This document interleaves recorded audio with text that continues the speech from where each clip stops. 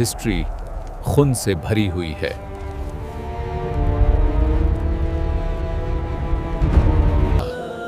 काले पत्थर की तारीख खून से लिखी गई है। इस काबे का आपके दिल से जुड़ा एक राज है। तो ये हजरत आदम अलैहिस्सलाम के ज़माने की है। काबे को सबसे पहले हजरत इब्राहीम अलैहिस्सलाम ने नहीं बल्कि हजरत आदम अलैहिस्सलाम ने इबादत के लिए बनाया था। लेकिन फिर कई सदियों बाद हजरत नूह अलैहिस्सलाम के ज़माने में दुनिया में एक बड़ा तूफान आया जिसकी वजह से काबा तबाह हो गया और सिर्फ उसके कुछ आसार बाकी रह गए जिनका जिक्र नबियों और फरिश्तों को मालूम था। हज़रत इब्राहीम अलैहिस्सलाम अल्लाह से बेपनाह मोहब्बत करते थे। फिर एक दिन इस दुनिया में अल्लाह के खलील का जन्म हुआ। हज़रत इब्राहीम अलैहिस्सलाम अल्लाह से शदीद मोहब्बत करते थे।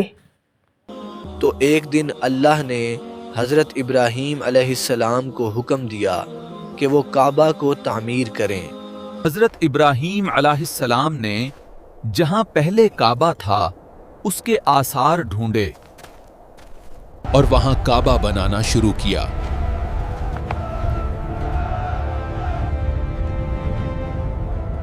हज़रत इस्माईल अलैहिस्सलाम और हज़रत इब्राहीम अलैहिस्सलाम पत्थर रख रहे थे। जब काबे की दीवारें बन गईं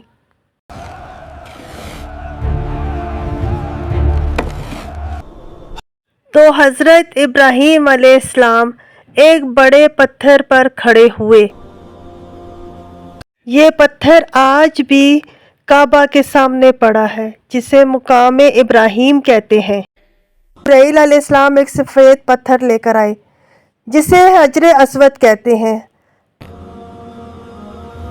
लेकिन मुसलमानों के गुनाहों की वजह से आज ये पत्थर काला हो चुका है। हज़रत इब्राहीम अलैहिस्सलाम ने उसे काबा के एक कोने पर रख दिया।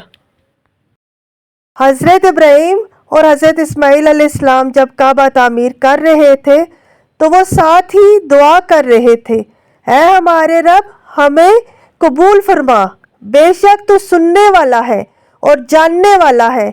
जब हज़रत इब्राहीम अलैहिस्सलाम ने काबा बनाया था तो उस वक्त काबा स्क्वायर शेप में नहीं रेक्टेंगल शेप में था। उसके दो दरवाजे थे, एक दाखले के लिए और दूसरा निकलने के लिए, और उसकी ऊंचाई 9 हाथ थी। ये उस वक्त काबा में शामिल थी।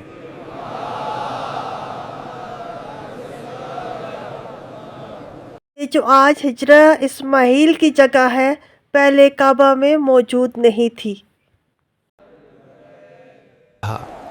और यूं अल्लाह के घर में शुर्क दाखिल हो गया और आहिस्ता आहिस्ता लोगों ने काबा में बुत रखने शुरू कर दिए।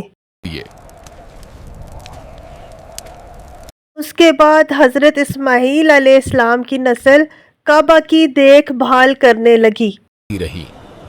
इसके 2 दरवाजे थे, एक दाखले के लिए और दूसरा निकलने के लिए। फिर साल 570 ईस्वी में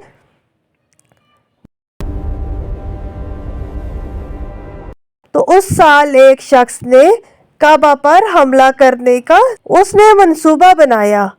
उसका नाम इब्राहा था। इब्राहा ने एक बड़ी फौज तैयार की जिसमें बड़े बड़े हाथी थे। तो वो इब्राहा के पास गए और जाकर अपने ऊंट वापस मांगे। मैं उन ऊँटों का मालिक हूँ और उस काबे का मालिक कोई और है।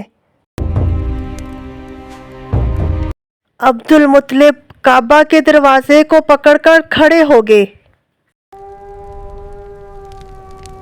ऐ अल्लाह, एक इंसान भी अपने घर की हिफाजत करता है, تو اپنے گھر کی حفاظت کر۔ جب ابراہا کی فوج مکہ کے قریب پہنچی تو اس کے ہاتھی آگے بڑھنے سے رک گئے۔ اس کے ہاتھی آگے بڑھنے سے انکار کرنے لگے اور پیچھے مڑنے لگے۔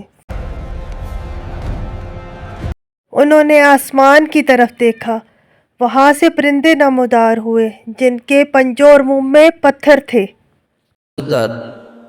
اللہ نے اپنے گھر کی حفاظت فرمائی۔ بارشوں اور سیلابوں نے مکہ کو بار بار نقصان پہنچایا۔ قریش کے سرداروں نے حالات پر غور کرنا شروع کیا۔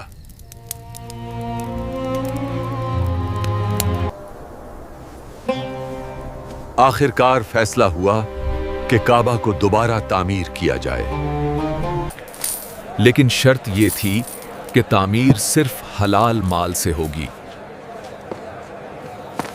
لوگ ڈرے ہوئے تھے، کوئی پہل کرنے کو تیار نہیں تھا۔ پھر ایک شخص نے ہمت کی اور سب سے پہلے ہاتھ بڑھایا، لیکن ان کے پاس وسائل محدود تھے۔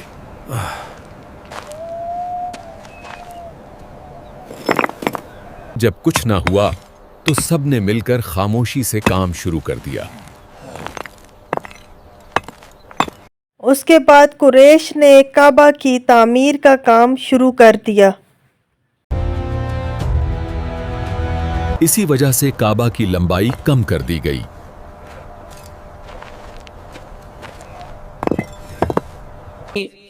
اور ہجر اسماعیل کو کعبہ سے باہر چھوڑ دیا گیا۔ اس دفعہ کعبے کی اونچائی بھی پہلے سے زیادہ کر دی گئی۔ اور دروازہ زمین سے اونچا بنا دیا گیا تاکہ ہر کوئی اندر داخل نہ ہو سکے۔ بالآخر کعبہ کی تعمیر مکمل ہو گئی۔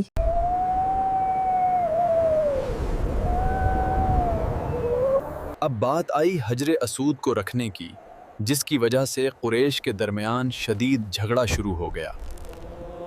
کیونکہ ہر قبیلہ چاہتا تھا کہ یہ اعزاز صرف اسے ملے، اور نوبت لڑائی تک پہنچ گئی۔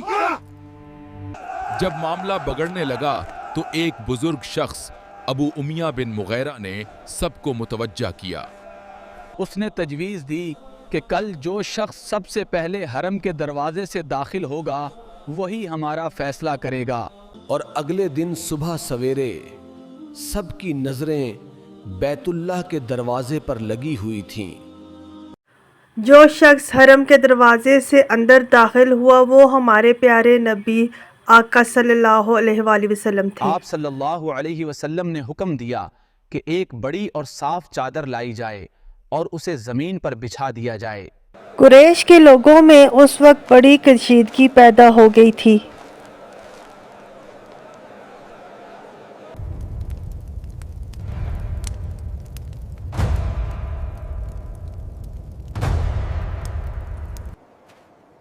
رسول پاک صلی اللہ علیہ وآلہ وسلم آگے بڑھے اور پتھر چادر پر رکھ دیا۔ آپ نے قریش کے سرداروں کو آواز دی اور بولا کہ ایک ایک کونا پکڑ کر لے جائیں۔ This agreement will bring great prosperity to us all, Abu al-Qasim. Indeed, may the transaction be blessed. A fine outcome. وہ سب مل کر بڑے فخر کے ساتھ پتھر کو کعبہ کی اس دیوار کے قریب لے آئے جہاں اسے لگانا تھا۔ جب وہ دیوار کے قریب پہنچے تو سب رک گئے تاکہ آخری مرحلہ مکمل کیا جا سکے۔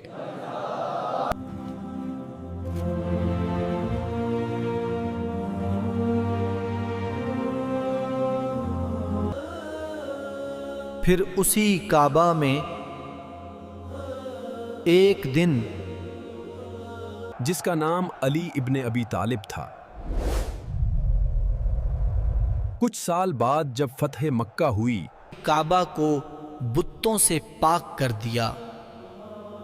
اس وقت کعبہ کی دیواروں پر ہے، لیکن ایک دن اللہ تعالی نے آپ صلی اللہ علیہ وسلم کو حکم دیا 683 عیسوی میں جب عبداللہ بن زبیر رضی اللہ عنہ نے خود کو مکہ کا خلیفہ قرار دے دیا اور مکہ پر کیٹ پٹ یعنی پتھر پھینکنے والی مشینوں سے آگ بھرے ہوئے پتھر برسائیں۔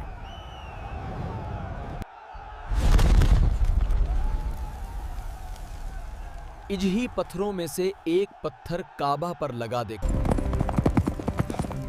کمال یہ ہوا کہ اس کے بعد اچانک یزید کی موت ہو گئی۔ پھر اس کی فوج مکہ سے واپس چلی گئی۔